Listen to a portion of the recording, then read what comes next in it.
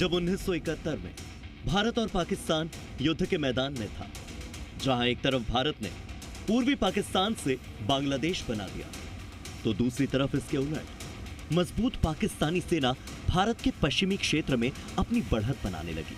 जैसलमेर और बाड़मेर की सीमा पार करने की जानकारी होने पर मजबूरन इंदिरा गांधी को जयपुर महाराजा ब्रिगेडियर भवानी सिंह को पश्चिमी मोर्चे की कमान सौंपनी पड़ी।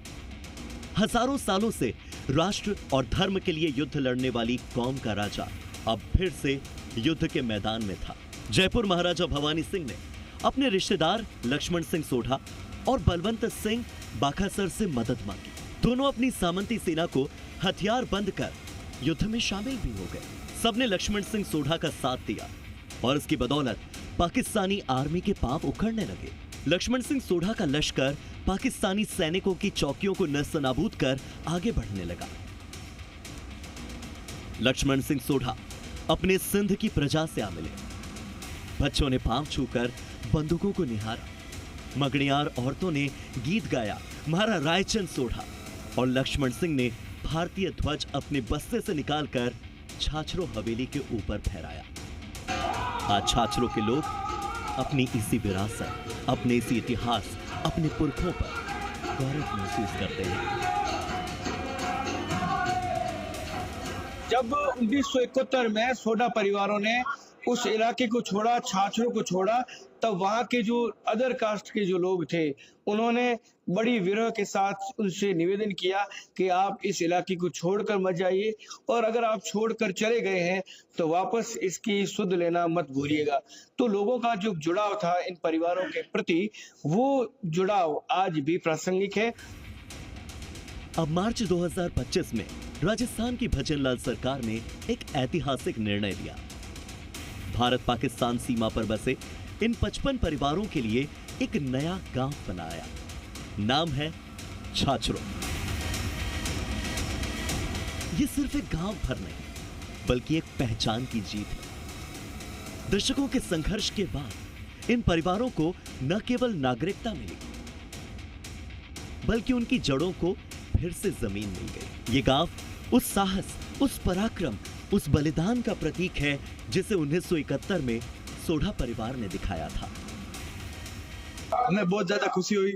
हमारे पूर्वज वो छाछरे के बारे में हमारे कहानी बताते थे। हमारे दादाजी वो पाकिस्तान छाछरे से है, तो हमारे ये गांव बना, इसलिए हम बहुत ज्यादा खुश है। और हमारे विधायक साहब और राजस्थान सरकार का धन्यवाद जो इसको छाछरा नाम दिया, और हम बहुत ज्यादा खुश है। आज छाछरों में जश्न का माहौल है। ये सिर्फ एक गांव की स्थापना भर नहीं, ये एक सपने के पूरे होने जैसा है।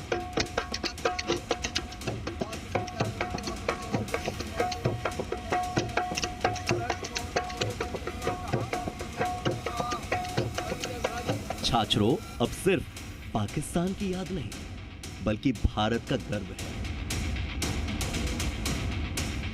लक्ष्मण सिंह और पदम सिंह सोढ़ा जैसे लोगों ने जिस राह को चुना, वो राह आज प्रेरणा है।